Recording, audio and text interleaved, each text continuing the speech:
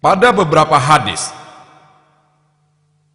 Nabi Shallallahu Alaihi Wasallam ia bicara mengenai jihad, seperti disebutkan di Al-Bukhari, edisi keempat, hadis nomor 2784. Di sana dikatakan seorang sahabat bertanya kepada Nabi, bertanya kepada Rasulullah Shallallahu Alaihi Wasallam, apakah jihad yang bagus untukku? Rasulullah menjawab, jihad yang baik untukmu adalah ibadah haji yang sempurna. Ditambahkan juga dalam hadis sahih Al-Bukhari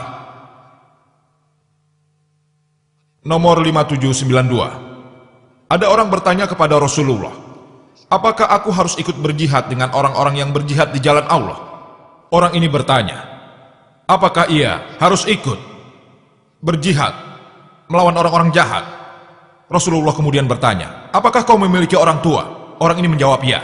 Rasulullah berkata, jihad yang terbaik untukmu adalah melayani orang tuamu.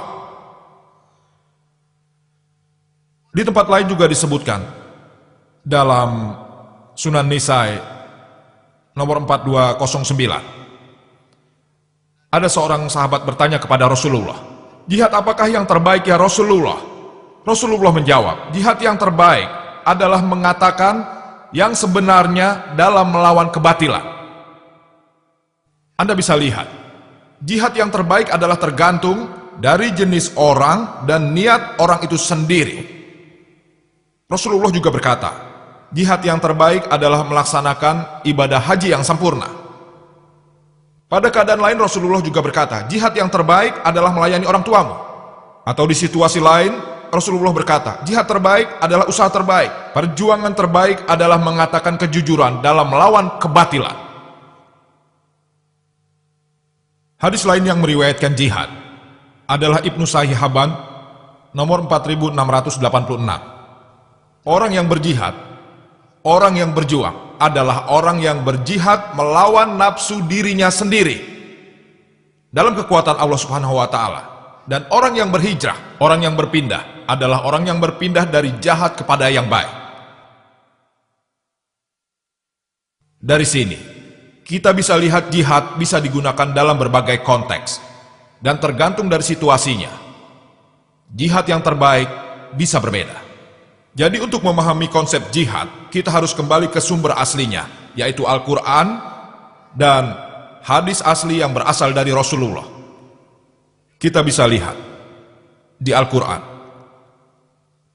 Allah Subhanahu wa Ta'ala berfirman, surat Al-Baqarah bab 2 ayat 208, disebutkan, yaitu, ya ayyuhallazina amanu udkhulu fis silmi kafah. Hai orang-orang yang beriman, masuklah kamu ke dalam Islam secara keseluruhan. Dan janganlah kamu turut langkah-langkah setan, karena setan itu musuhmu.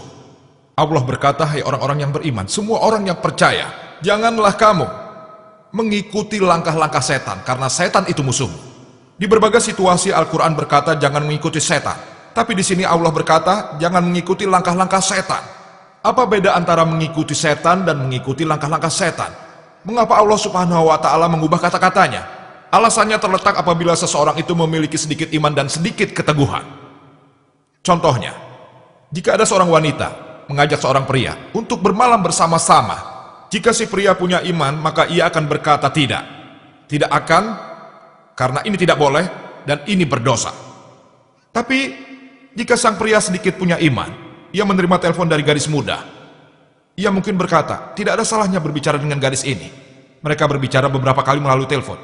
Kemudian hari, gadis ini menelpon dan berkata, mari kita minum teh bersama di luar.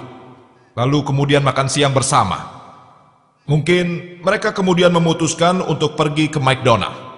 Pergilah mereka ke sana. Beberapa hari kemudian mereka mungkin ke restoran untuk makan malam. Dan beberapa hari kemudian mereka mungkin bermalam bersama di sebuah hotel. Itulah yang dinamakan mengikuti jejak setan. Ada perbedaan antara setan dan langkah-langkah setan. Jika setan muncul di depan orang yang memiliki sedikit iman, ia akan melihat setan itu mundur darinya. Tapi masalahnya akan lain. Jika setan itu berbentuk seorang wanita, ia akan menggoda. Hanya bicara dengan gadis kok, apa masalahnya? Hanya minum teh kok, tidak bermasalah kan? Makan siang di McDonald tidak masalah kan? Hanya makan malam tidak masalah kan? Tidur semalam juga tidak masalah. Allah berfirman, dalam Al-Quran untuk menuntun kita. Hai orang-orang yang beriman, masuklah ke dalam Islam secara keseluruhan. Ya ayyuhallazina amanu, udhulu fisilmi kafah. Dan janganlah kamu turuti langkah-langkah setan, karena sesungguhnya setan-setan itu adalah musuhmu. Dan salah satu jihad terbaik, perjuangan yang terbaik, adalah berdakwah, menyampaikan ajaran dan kebenaran Islam kepada orang yang belum mendengarnya. Salah satu jihad terbaik adalah berdakwah, menyampaikan ajaran dan kebenaran Islam. Jadilah penyampai kebenaran bagi mereka yang belum mendengarnya. Allah berkata dalam Al-Quran, surat Al-Imran, bab 3, ayat 110. Kuntum khaira ummatin uhrijat rinnas. Kamu adalah orang yang terbaik yang dilahirkan untuk manusia. Allah memberikan kita kehormatan menyebut kita umat terbaik. Tidak ada kehormatan tanpa tanggung jawab. Allah memberikan kita tanggung jawab.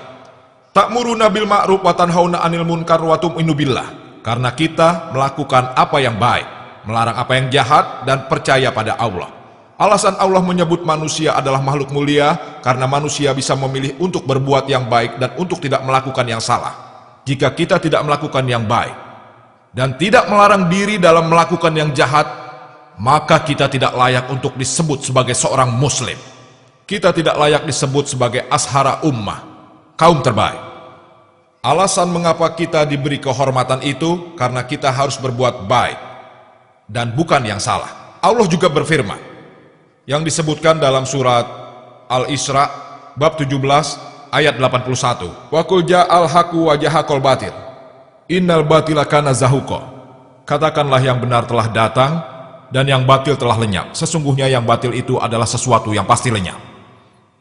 Adalah kewajiban bagi setiap orang untuk mengatakan sebuah kejujuran dan menyampaikan itu pada mereka yang belum mengetahuinya. Itulah alasannya, salah satu kriteria bagi manusia manapun untuk mencapai kemenangan. Kriteria yang disebutkan dalam surat Al-Asyr bab 103 ayat 1-3, wal asri innal insana lafi husrin illal ladzina amanu wa amilus solihat wa tawassaw bil haqqi wa tawassaw bis sabr. Demi masa, sesungguhnya manusia itu dalam keadaan merugi, kecuali orang-orang yang beriman, mengerjakan amal soleh, dan saling menasehati supaya mentaati kebenaran dan menetapi kesabaran. Tapi iman saja tidak bisa membawa kita ke surga. Selain iman, kita harus mengerjakan amal soleh, menasehati supaya mentaati kebenaran, dan menasehati supaya menetapi kesabaran. Jika salah satu kriteria itu hilang dalam situasi normal, menurut Al-Quran, kita tidak akan masuk ke dalam surga Jannatun Naim. Kini kita melihat bahwa media internasional, lihat sekitar kita, Islam berada di garis peperangan. Ambillah media internasional, entah channel TV satelit, surat kabar, atau majalah, kalian akan melihat Islam berada di garis peperangan. Bahkan di internet pun terdapat propaganda untuk menentang Islam. Dan saya pribadi setuju dengan pernyataan dari Dr. Richard Heinz, konsul dari Amerika untuk Cina, ketika ia berkata bahwa bangsa Amerika sama sekali tidak menentang Islam. Saya percaya, saya sudah ke sana beberapa kali.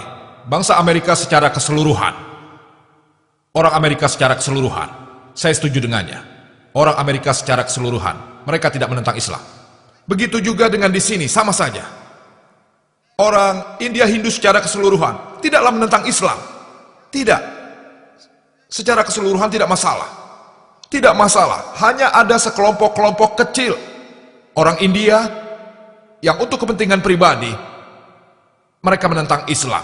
Atau mungkin juga sekelompok kecil orang asing untuk keuntungan pribadinya mereka menentang Islam. Untuk alasan pribadi, ada orang yang karena ingin berkuasa melakukan sesuatu untuk menciptakan ketegangan, atau mungkin juga karena ingin mengalihkan kesalahan yang dilakukan kepala negara untuk mengalihkan perhatian dengan menciptakan skenario hingga Islam menjadi garis peperangan.